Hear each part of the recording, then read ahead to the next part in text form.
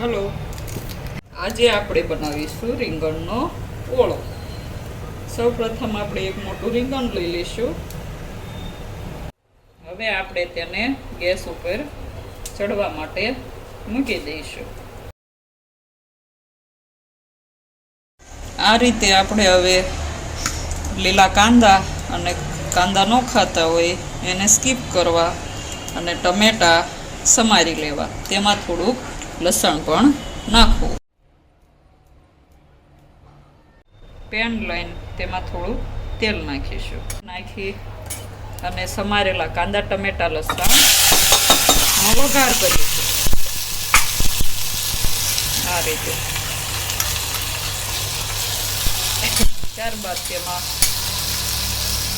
થોડુંક મીઠું, હળદર, ધાણા જીરું અને લાલ મરચું નાખશું. પછી એને હલાવીને ચડવા માટે મૂકી દઈશું. શેકાઈ ગયેલું રીંગણ આ રીતે સાલ ઉતારી લેવી. રીંગણને આપણે ચપ્પુથી મેશ કરી લઈશું. આપણે જે કાંદા ટમેટા મૂક્યા હતા તે ચડી ગયા છે. હવે તેમાં આપણે રીંગણ ઉમેરી દઈશું.